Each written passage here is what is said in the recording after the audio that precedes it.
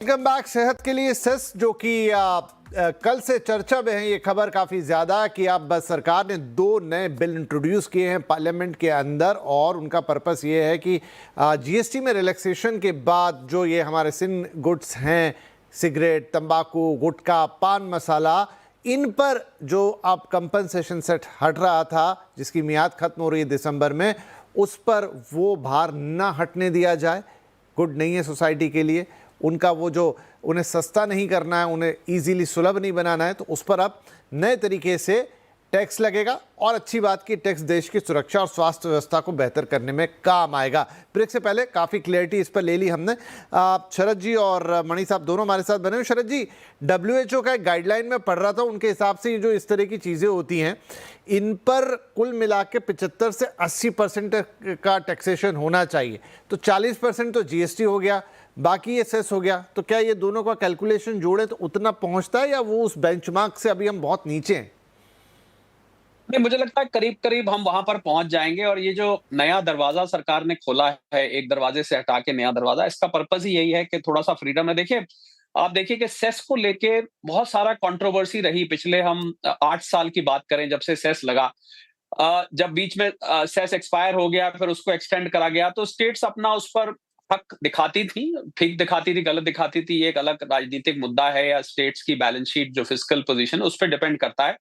पर सरकार को इसमें काफ़ी डिस्कम्फर्ट फ़ील होता था कि सेस हम ले रहे हैं और हम भी इसका इस्तेमाल करना चाहते हैं, तो ये अकाउंट हेड डेज़िग्नेट कर दिए गए। तो बिल्कुल मुझे मुझे लगता है कि 75-80% इस पे आम हो जाएगा। नॉर्मली जो ग्लोबल ट्रेंड ये कहता है कि कीमत डबल हो जानी चाहिए।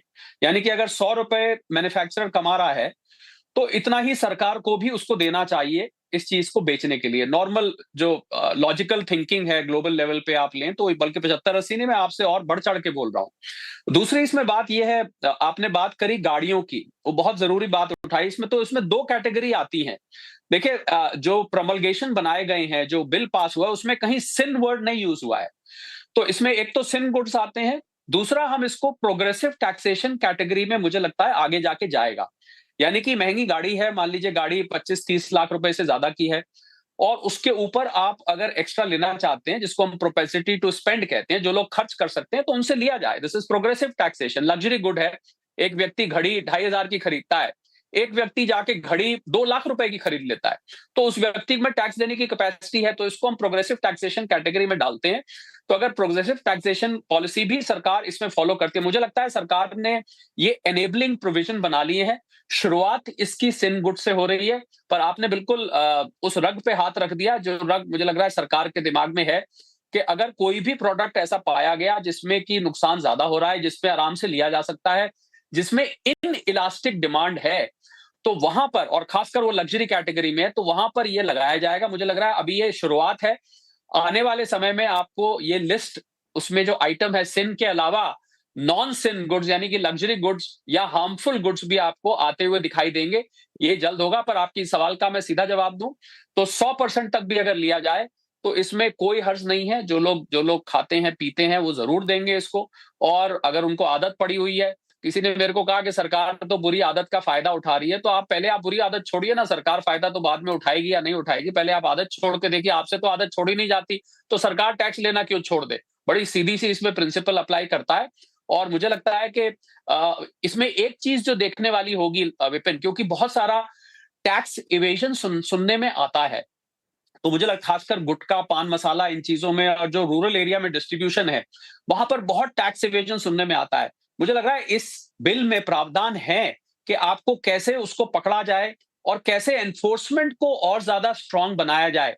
ये बिल इस चीज को भी कॉर्नर करेगा। हालांकि जीएसटी में जब पहले सेस था तब भी ये था, पर अब मुझे लगता है इसको और ज्यादा एयर टाइट किया जाएगा कि अगर ये टैक्स इवेजन हो रही है कहीं पर, तो अब इन बिल्स के आने से सेंटर के हाथ में और ज्यादा पावर्स आ जाएंगी, क्योंकि जीएसटी में स्टेट भी इन्वॉल्व होता है कि उसको पकड़ा जाए और टैक्स इवेजन इसमें ना हो, जिससे कि रेवेन्यू लीकेज इसमें नहीं होनी चाहिए, क्योंकि वो सरकार के लिए भी हानिकारक है और लोगों के लिए भी हानिकारक है, क्योंकि वहां पर कीमत कम हो जाती है। मान लीजिए गुटखा 20 रुपए का है और बिना एक्साइज के वो 12 रुपए का बिक जाता है, तो लाजमी बात है 12 रुपए का वो ज्यादा खा जाएगा। यही अगर 20 रुपए का गुटखा बिक रहा है, तो 20 रुपए का गुटखा उसको 2 लेने में एक दफे सोचना पड़ेगा।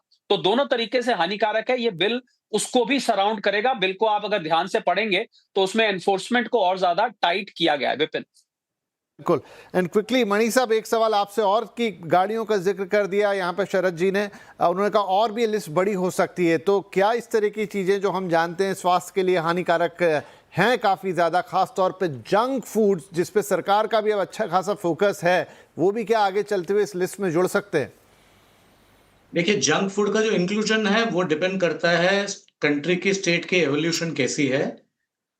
एडवांस्ड इकोनॉमीज जहां पर हैं वहां उन्होंने शुरुआत की है ऐसे प्रोडक्ट्स पे, सिगरेट्स के ऊपर, टोबैको प्रोडक्ट्स के ऊपर, अल्कोहलिक बेवरेजेस के ऊपर, जहां पर पता है कि इफेक्ट्स हेल्थ के ऊपर काफी हानिकारक हैं।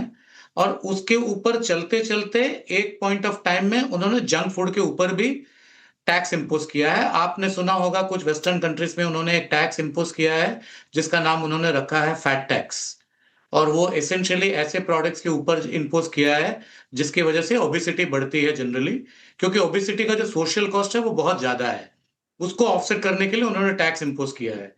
पर वो स्टेट ऑफ एवोल्यूशन है पूरे देश की, और शायद आज की तारीख में मैं ये मानता हूं कि हमारी देश जो है वो इस स्थिति में नहीं है कि हम वो फूड को टैक्स कर सकें, क्योंकि बहुत से लोगों के लिए जिसको हम जंक फूड समझते हैं उसमें जो न्यूट्रिएंट्स हैं और उसमें जो कार्बोहाइड्रेट्स हैं वो उनके लिए वो एसेंशियल हैं। तो शायद इसके ऊपर काफी चर्चा होगी, काफी हेल्थ एक्सपर्ट्स की डिबेट होगी, और एक सर्टेन पॉइंट ऑफ टाइम में आने वाले दिनों में डेफिनेटली जंक फूड के ऊपर भी एक सेस इंपोज की जाएगी। एक चीज हमें सिर्फ ध्यान रखना है यहां पर कि अगर हम वैल्यू बेस्ड टैक्सेशन में चले जाएं, जहां पर हम गाड़ी हो या और कोई प्रोडक्ट हो, घड़ी हो या दूसरे प्रोडक्ट्स हो, अगर हम उस पे हायर टैक्स इंपोज करते हैं या सेस इंपोज करते हैं बेस्ड ऑन वैल्यू, तो टैक्सेशन की जो स्ट्रक्चर है वो दोबारा कॉम्प्लिकेटेड हो जाएगी। क्योंकि 8 साल बाद में जीएसटी काउंसिल ने टैक्सेशन की जो स्ट्रक्चर है, जो क्लासिफिकेशन है, उसको सिंप्लीफाई किया है। अभी अगर हम दोबारा वैल्यू बेसिस पे चले जाएं और हम प्रोडक्ट्स के वैल्यू के बेसिस पे तय करें किसके ऊपर सेस लगेगी, किसके ऊपर नहीं लगेगी, तो दोबारा we are looking at complications. चलिए, पर अभी के लिए जो हुआ वो एकदम मुझे लगता है अब दर्शकों के सामने क्लियर है कि क्यों 2 नए बिल लाए गए हैं, क्या इम्पैक्ट आएगा सिन गुड्स पे, जो सिगरेट, तंबाकू, गुटखा, पान मसाला, इस पर हम यहाँ ये बात ज़रूर बोलते चलें कि ये सारी चीज़ें स्वास्थ्य के लिए बेहद हानिकारक है। ये भले कितनी भी महंगी हो जाए और आप कितना भी अफोर्ड कर पाएँ, लेकिन आप इनसे दूर रहें तो बेहतर है। लेकिन कोशिश वही कि वो टैक्स के ज़रिए, और टैक्स इवेजन वाली जो पूरी थ्योरी बताई शरद जी ने, वो उसके पीछे काम करती है कि क्यों वो लिया जाता है। लेकिन फिलहाल दाम पे उसके कितना इम्पैक्ट आने जा रहा है वो एक बात क्लियर हुई, मैन्युफैक्चरर्स के लिए उसमें क्या है वो एक बात क्लियर हुई, और आगे चल के इस बिल के जो 2 नए कानून बनेंगे, जो 2 नए बिल हैं, उनमें आगे और क्या क्या चीज़ें हो सकती हैं, सिन गुड्स की परिभाषा में क्या चीज़ें आ सकती हैं और उनके दामों पे किस तरह का इम्पैक्ट पड़ सकता है, वो आज हमने क्लैरिटी लेने की कोशिश की। बहुत बहुत धन्यवाद मणि सर और शरद जी, आप दोनों का ही हमारे साथ इस चर्चा में भाग लेने के लिए। नमस्कार।